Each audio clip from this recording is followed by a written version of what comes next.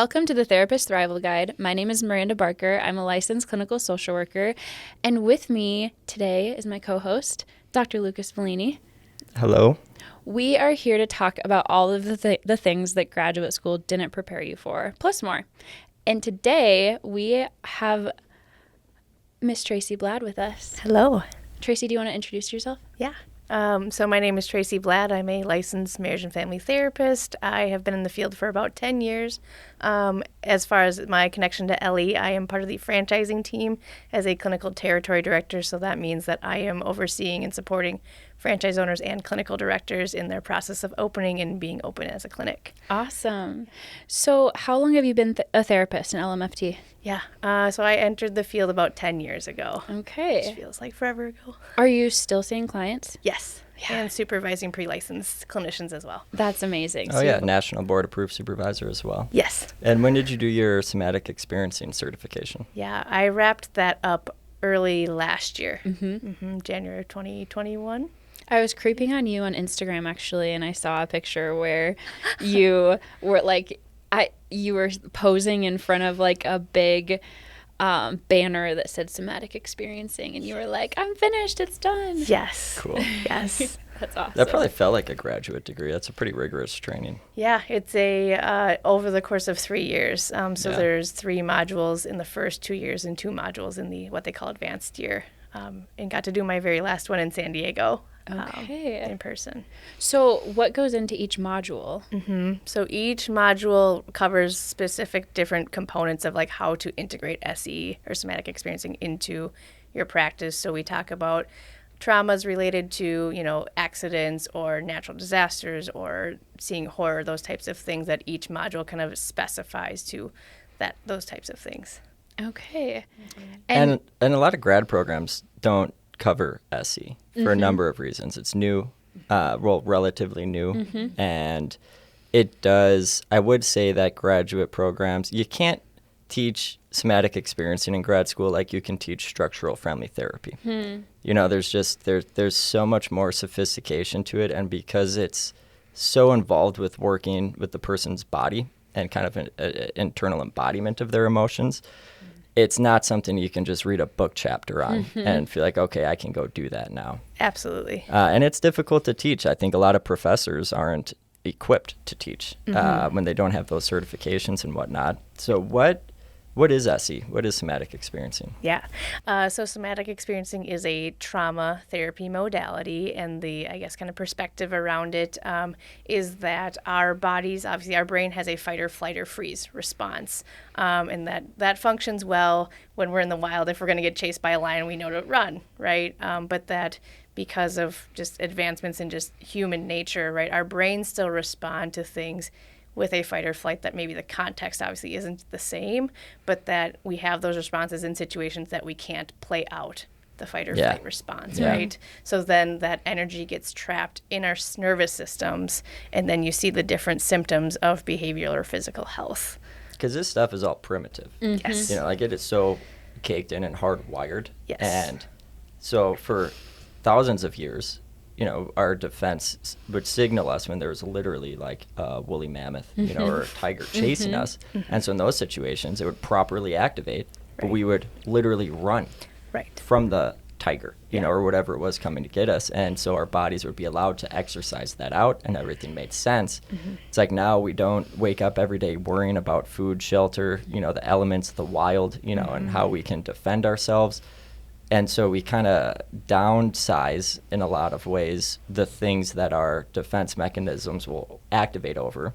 But because they're not like immediate life-threatening situations, we tend to suppress it instead of fully work it out. Exactly. And what I love about SE is like it's definitely so many of the models we teach in grad school, and so many of the models that have been the foundation of the various disciplines, counseling, social work, MFT, psychology, 95% of them were developed before we cracked the code on neuroscience.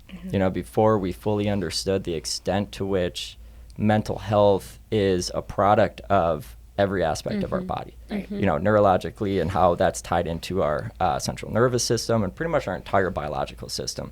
And so SE is one of the first models that is teachable, that is applicable, that is based upon those neuroscientific findings. And so it's super exciting. Yeah. I also imagine it's intimidating for a lot of people. Yeah, I think it can be, especially because, like you're saying, like a lot of it is founded in neuroscience. And so some of the things you read around it, like it's all physiological, language and then neurological language, and it can definitely get cumbersome for sure. But it's digestible. Yeah. It's like, that's what I love about this stuff. Like, Siegel's stuff on interpersonal neurobiology, Peter Levine's stuff with SE. It's like they've learned so much about neuroscience that they've figured out how to teach it, and transcribe it in a book in ways that I would say anybody could digest and understand. Absolutely. And so don't be intimidated because it's accessible, but the best part is, like, when you're through it, you feel so smart. Like it's just you feel more competent and grounded, knowing that there's much more to the people I work with and to humans in general than cognition and behavior. For sure. Right. And I think too, when you're explaining then trauma to a client and you can use concrete things like neurobiology and physiology, it's like, oh, that makes way more sense than like, why does my whole body hurt after I go do such and such a thing? You hear a lot in the realm of like top-down approaches or bottom-up approaches. Could you explain what that might mean, especially in relating to somatic experiencing? Yeah, so with this, I might not get it completely right, but so like top down being that like, okay, instead of just saying like, well, everything's coming out and what is it? It's like, okay, well, like what's contributing to it? And like, what are some of just like, how do we become more aware basically of just different responses we're having and creating more of a thread that way versus just like picking one thing like, oh, well, I'm anxious. And so my whole narrative is around just being anxious instead. Well, and my understanding, too, is it's like somatic experiencing is a bottom-up approach, too. And, like, correct me if I'm wrong, I mean, so many psychotherapies are that top-down approach where it's like you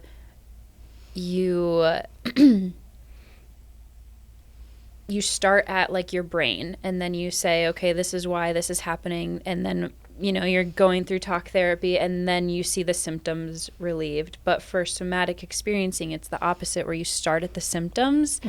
Okay, so yes. I'm not, obviously I don't know much about this, so I'm excited for you to kind of run with this and tell us And a lot more. of models aren't even a top-down, they're just a top model. They just focus narrowly and exclusively on cognition. Sure. And that's why, like with CBT and DBT, like a lot of these cognitive behavioral models, it's like they can be effective when someone's in the treatment. Like you'll see a symptom reduction from their first session to their last session, but they dwindle almost immediately. Like the effects are notwithstanding whatsoever. With SE, it's totally different because you're actually getting to the core of what's driving it, and you're giving them such a more profound relief of it. And, I would just plug in too, as we really get into it, what I love most about SE, and I'd probably say the same thing about IFS, internal family systems, is as a clinician, it's always been about emotion for me. It's like there's always this focus on cognition and what we're thinking and how we can change our thoughts, which would change our behavior. But like the growth that I've seen in my work with clients is always a product of emotional experiencing, of getting in touch with the things that they've been suppressing and holding in their bodies. And when you can facilitate a process where they release that, it's powerful and they feel different. It's like they walk out of that room after their first like truly cathartic cry when they know what they're crying about. It's like that's powerful. But the model that I've always used is symbolic experiential therapy, and that's an incredibly difficult model to teach. Like it's not manualized. Like Whitaker is the founder of it, and he refused to even acknowledge that he has a model. Like he didn't want to write about it. He didn't want to operationally define it, because the premise of symbolic experiential therapy is just using as much of yourself in the here and now of the moment. And so it's a lot more learning about yourself, and you kind of have to live that philosophy as an individual. But with SE and IFS, it's like they have manualized it enough, but they haven't manualized it in a way where it's rigid.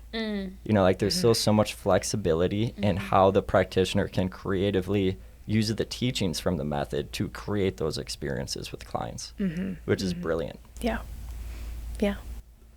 Yeah, no, and kind of to your point, Miranda, too, about kind of like it being a bottom-up process, like we don't jump to like what is the problem, right? It's almost like the opposite of like we start with like what is working, Yeah. and like the foundation is being regulated.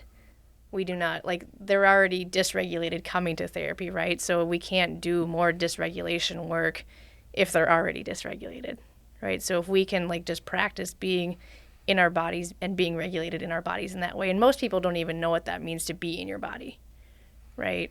And I think sometimes, like, I've worked with a lot of clients that it's like, well, can you notice like sitting in the chair? And they're like, no. You know, or I had a client who was working like through like some dissociation. I said, well, what if you just like look around your space right now? Because it was a virtual session. And she did. And she like came to tears because she's like, I've just never noticed how green my plants are. Wow.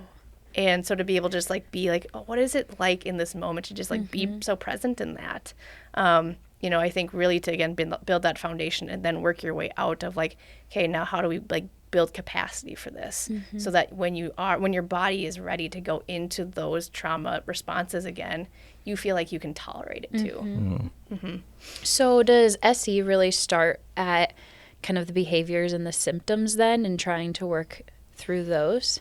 Not necessarily. Okay. No, again, I would say like a lot of it is first just becoming aware of your body. Like a term that some of my peers and I use is called a floating head. Right? Like you can think all you want about stuff, or like, you know, the people who kind of like minimize their experience and stuff and say they're fine, but like if you're fine, you're in therapy, right? So it's just kind of starting with just even connection of like, oh, like, you know, well, when you talked about like your day and being really nice outside and you like the snow's finally gone and everything, like I noticed as you said that like your shoulders just dropped a little bit. Like, can you bring your attention there and just sort of notice that first? And SE is kind of what Lucas was saying is really, really, really slow, right? So many people are like, okay, I'm here. I want to get fixed. I want to be better. I've got a life to live. And SE is much more about like, wait, can we just pause for a second? Like, you know, I notice you're sitting like this as you talk about how things are fine, or like, you know, I can see you twitching a lot or whatever the case is. And when you bring attention to that stuff, the clients are always amazed.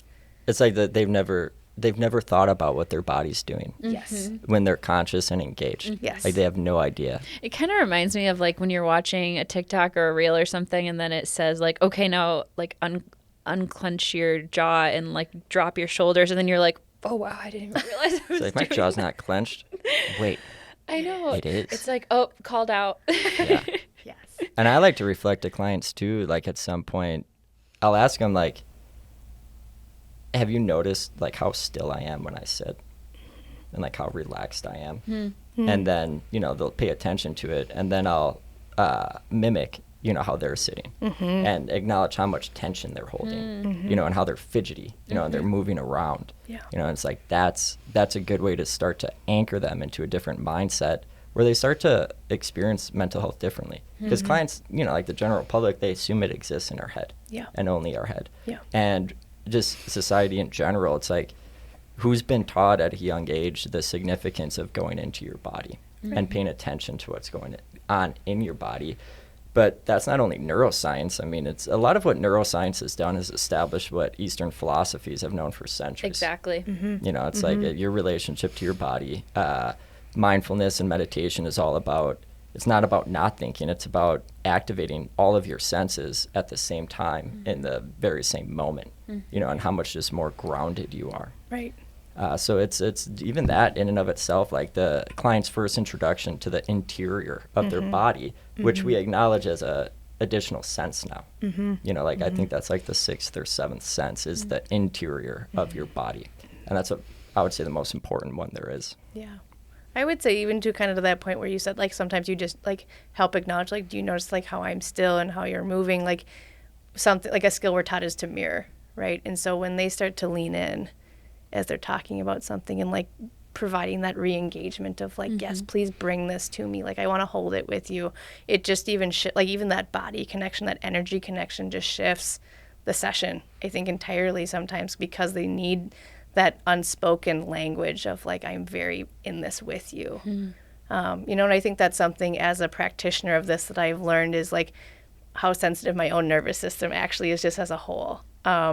And so when clients are going through things, sometimes it's a nice like just moment of like, wow, like my own body just feels so heavy right now. Like this is just such a big thing to share. And even just like saying that, and you can just feel this kind of like collapse happening in them of like, yeah, this is like really freaking heavy. And I feel like even as we're just talking about this, you know, like I'm noticing things in my body or just being like, yeah, you know, even just when you call attention to these things, it automatically makes you more aware of it. And once you establish those neural pathways where, you know, it's just more accessible for you to notice what's going on in your body as it's happening, because your body will start to act and do these things outside of your conscious intention. It's a matter of how quickly you can identify it and acknowledge it. And so like even like if I look back at a lot of these recordings we've done, I'll notice videos where I didn't realize how much I was doing this. I was wiggling my foot, you know, or like doing something like this, or I'm doing a lot of like beard twiddling, which I hope the mic doesn't pick up too much. But we have an amazing audio engineer for that. It's like I could, with the shout out Dre, I can look back at like what the data was of that recording and identify what stresses I was carrying with me that week that I wasn't acknowledging, you know, or that was kind of acting itself out through my body doing things that I wasn't intentionally doing with my body. Yeah, absolutely. Well, and I think that's a big like piece of like somatic experiencing is like our bodies don't lie, right? Like we can cognitively again say like we're okay or that we just need to push through these things, but eventually your body's going to say like, no, like we're done. Like we just need to stop. We need to take a break. And like I will put you to the ground if I have to just to get you to slow down a little bit. So, I mean, what we're talking about is so much mindfulness. What are some other kind of main tenets or main parts of somatic experiencing? Yeah. So with what we've noticed with a lot of people with somatic experiencing too is like, again, just that like the energy within the nervous system because the trauma response is incomplete, right? So like anxiety, right, can look a lot that way because like if the way I describe it to clients is like, it's like if your light switch was broken. And so your on and off was just going off so much, it just doesn't even know where to toggle anymore. You're like, if you think about like getting ready to run a race, if your brain is always ready to go run a race, like just like the cortisol and endorphins and everything like that, it has to go somewhere. And if you don't have it go somewhere, it just stays in your body, right? So even like I think about like shoulder tension and muscle soreness and like poor posture or insomnia or things like that. Like it can be just a myriad of things. It just depends on like how your body holds those things, right? Like I know, for example, like my own body, if I start carrying enough stress, I feel this like really weird pain in my sternum. And it feels like this like barbed wire wrapped around my chest. And I'm like, oh, I should like probably take some PTO and like go to the beach. Like that's where I need to be. And that's like kind of my tell sign. Yeah. And it's so important to figure out what your tell sign is. Mine's always in my gut. You know, like that tight acidity feeling in my gut.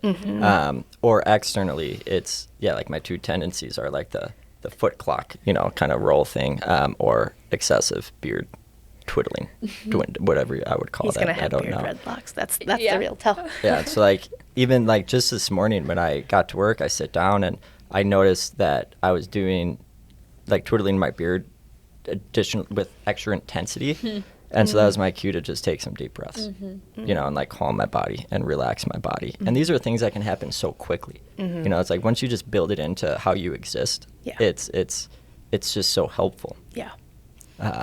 That sounds like something Lucas and I were talking about just the other day about this somatic experiencing is like something I really, really enjoyed about the training was there were some of the trainers that I met, like they embody somatic experiencing like to their core.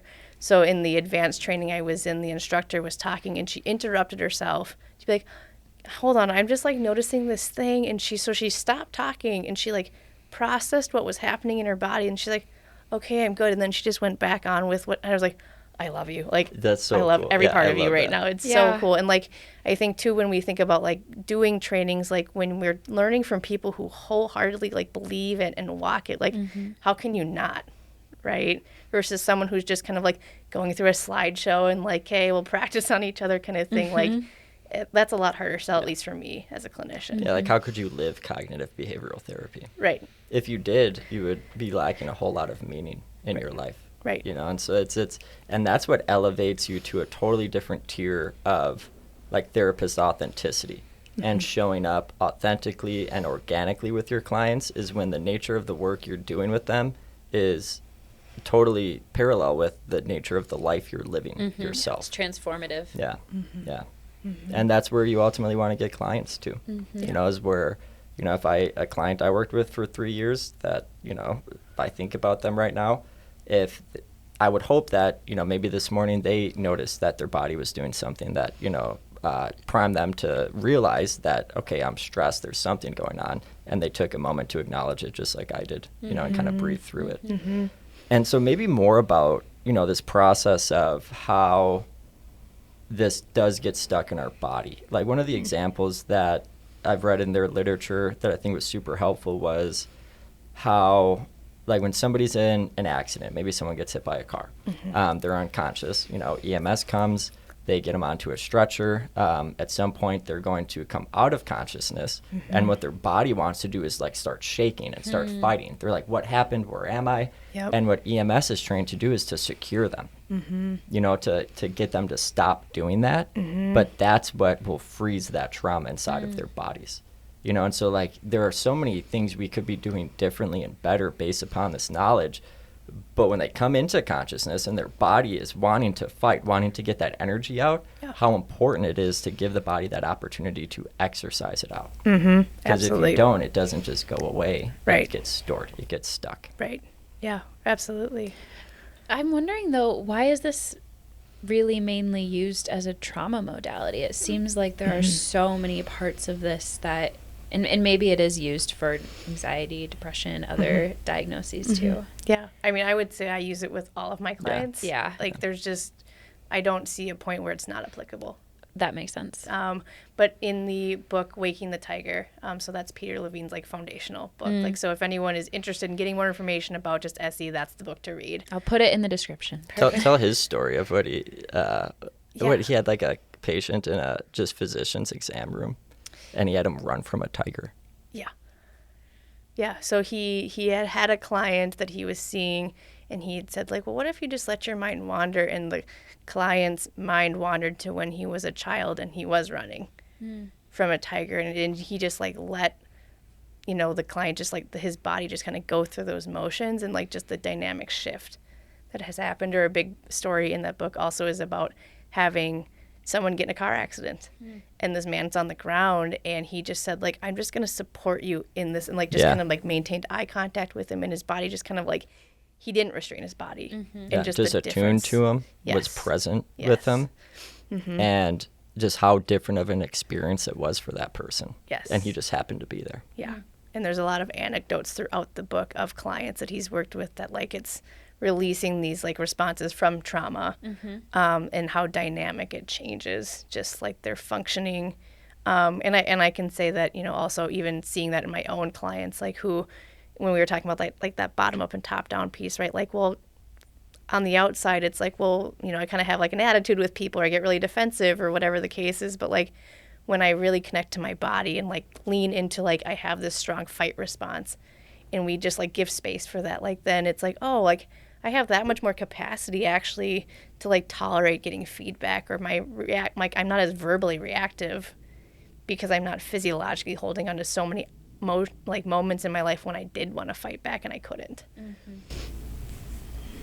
So what's it like to get trained in this? You talked about it being a 3-year-long process, 3 modules. Is it like a mostly online training? Is it in person? Yeah, so prior to the pandemic, it was all in person. Okay. So I started with a cohort in St. Paul. We met 3 times a year, and then during the first module of our second year, like the end of that week is when the world shut down, which was just wild. So then we had the opportunity to continue through the program, doing it virtually, which was also just interesting because they're all like, we don't know how to do this online. But then finished my training in person. And so during that process, if you want to get completely certified in it, there are hours that they require for you to get supervision, and for also you to go to a practitioner and get it done on yourself. Yeah, and that's what I love about it. That used to be so foundational to training therapists, is being a client in the modality that you're getting trained in. And it's like when you do that, it immediately transforms how you relate to your clients. Yeah. Because you've been there, you've done it. Mm-hmm. You know how you've felt how powerful it is. A good example of that I would say is when in my doc program they brought in a psychodrama therapist, and I was like, this is stupid. That's psychodrama. Yeah.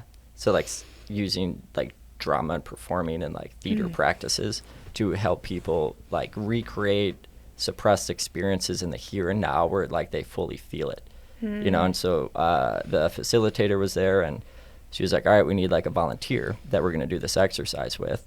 And, you know, like it's going to get pretty heavy, like it's going to get emotional. And I was like, no, it's not. And everyone volunteered me. Like my whole cohort was like, Lucas, you do it. And I was like, fine, I'll do this psychodrama.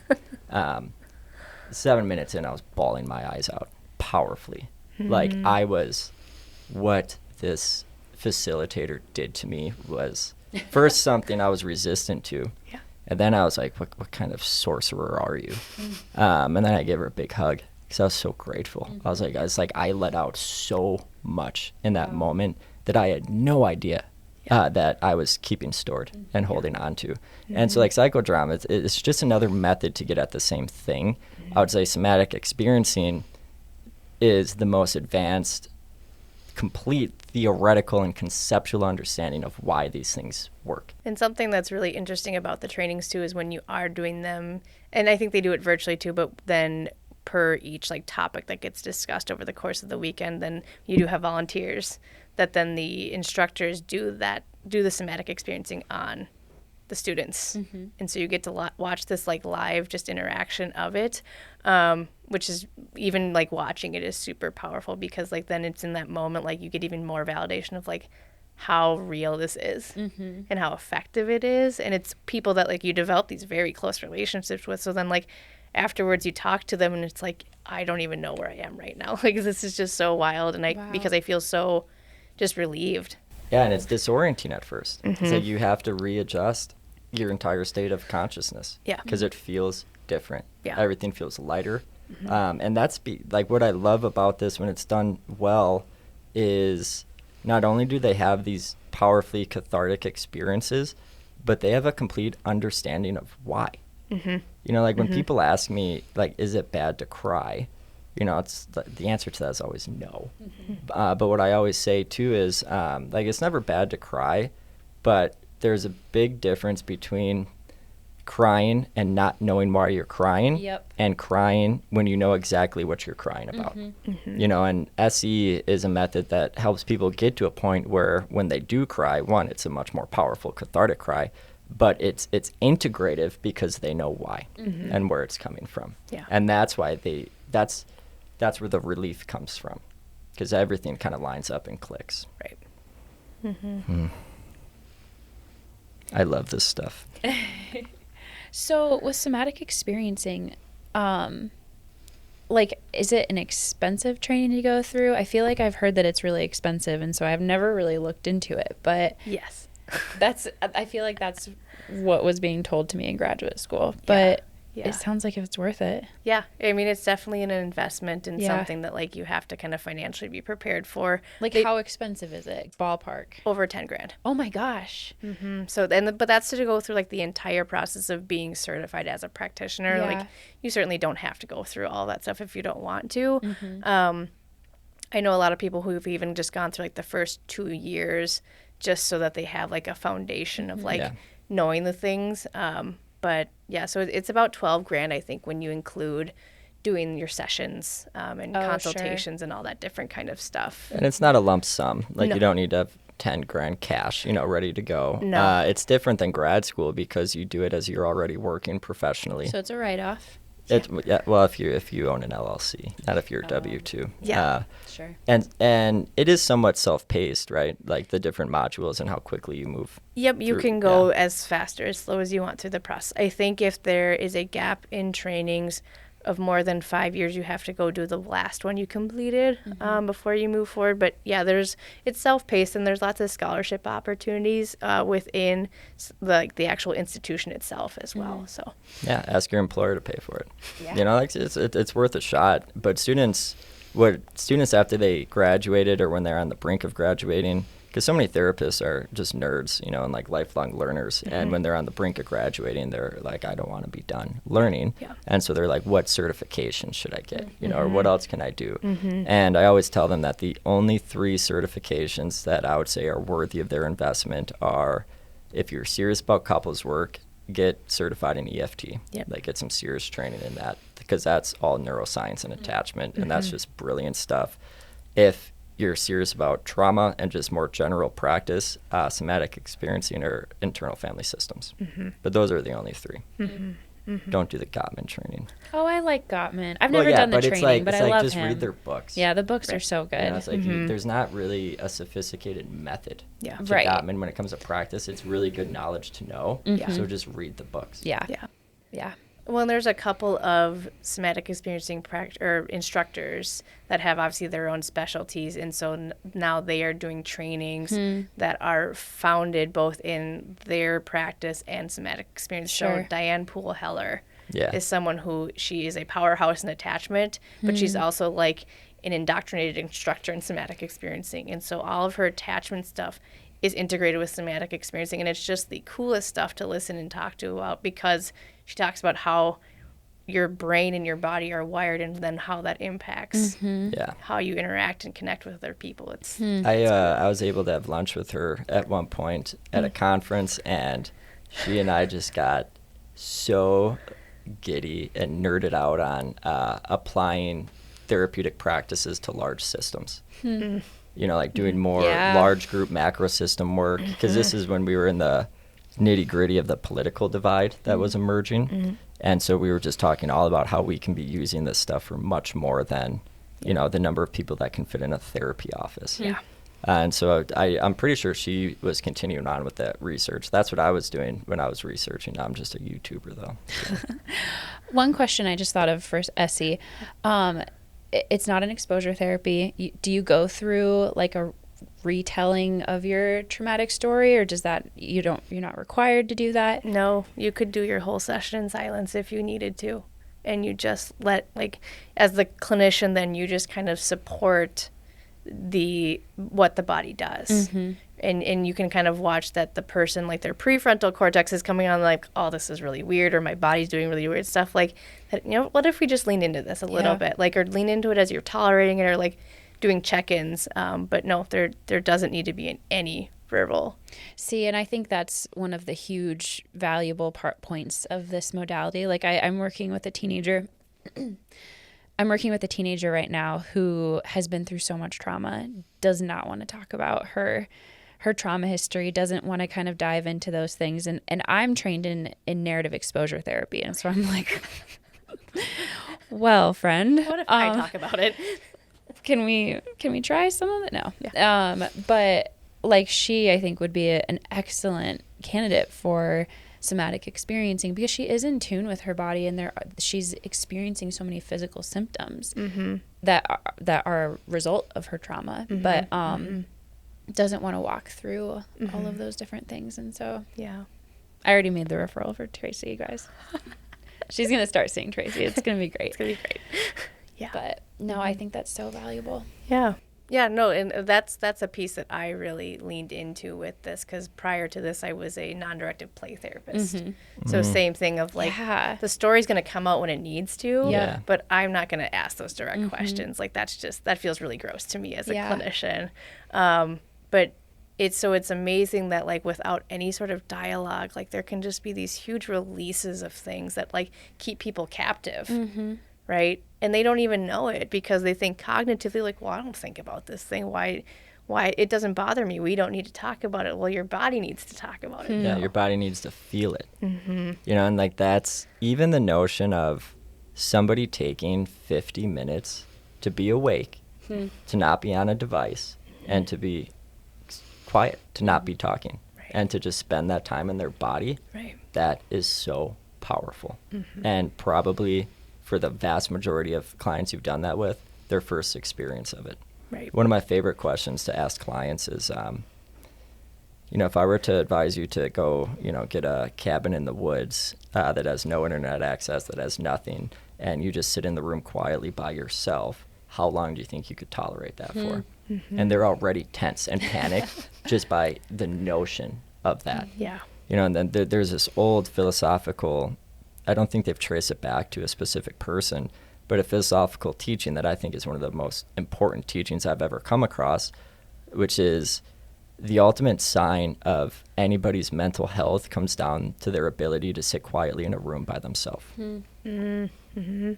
Because when you sit down quietly in a room by yourself, everything that's stored in your body starts to creep up and come to the surface because there's nothing else to do to distract us. And like that's where IFS comes in. Like IFS is notion of managers. Like we have all these managers that we use on a daily basis to keep our minds occupied away from the things that we're holding inside of our body. And so when we're deprived or intentionally deprive ourselves of all of the distractions that the world gives us millions of on a daily basis, all of it starts to come up to the surface. Yeah. We should definitely do an episode about IFS very soon. Oh, yeah. Yeah, I'll call Dick Schwartz. He doesn't know who I am. So. It'll You go haven't great. had lunch with him? No, I did. What? Yeah, I blew it. Oh, I blew it big you time told because me I about was this. like, I finally got a chance to say something. You I was wanted like, to fight with him. I didn't want to fight, but I was just like, IFS, it's essentially just Gestalt therapy, but you don't really talk about Gestalt therapy. And this guy was like, And he who didn't. is this Yeah, guy? he didn't. I mean, I think he agreed, but I just shut up after that. Any other last thoughts or things that you want to point out about somatic experiencing?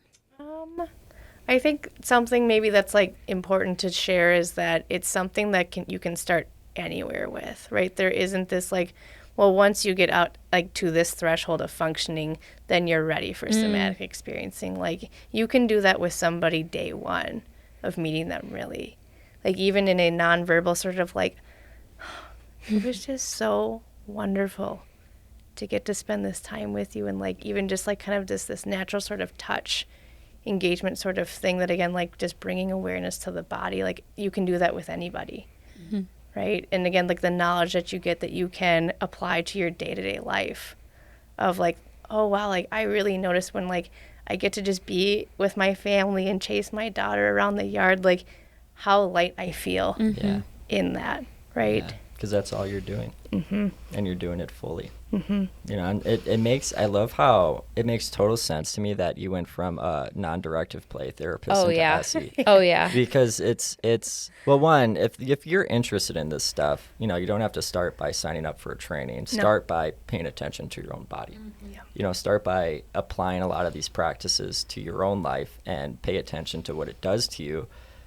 But if you're somebody who is more experiential, who likes to be creative, who has kind of the confidence to be able to, because like with SE, it almost reminds me like family sculpting, which is a powerful intervention. But with family sculpting, it's difficult to teach because all I can teach you is how to start the process. But it's like once you start, you have to trust yourself that you know that you're going to be able to handle where it goes, because you don't know where it's going. Right. It's like you're here, and now you're here, and you have no idea what's going to happen next. So you have to be prepared to just fully open yourself up to the process as it organically unfolds. Well, and follow it. Yeah. Like I think that's the key. You're not leading this, you're following this. You're with it. Yeah. Right. Yeah. And you're absolutely. experiencing it. It's like and that's why I imagine it was hard for the facilitators to switch to remote teachings, because this is so much based upon energy that to do it effectively, you have to fully open yourself up to that attunement process where you're feeling what's happening with the client, they're feeling what's happening with you, and you're just in lockstep. Yeah. And that's how this process comes to life. Yeah, absolutely. Yeah, and kind of back to your point too about like how they've kind of built out their program. Like they as an institution are doing like really great things as far as like training availability, and even they have on their website like info sessions you can sign up for, where instructors will just hop on calls for like a half an hour with groups and just like this is what SE is. And even if that still doesn't feel like enough, like there's like a basics 101, like, okay, this is a deeper dive of what it is. So you really have lots of opportunities without really getting invested if you're not ready to just still get some of those like really basic things that you can carry into your practice.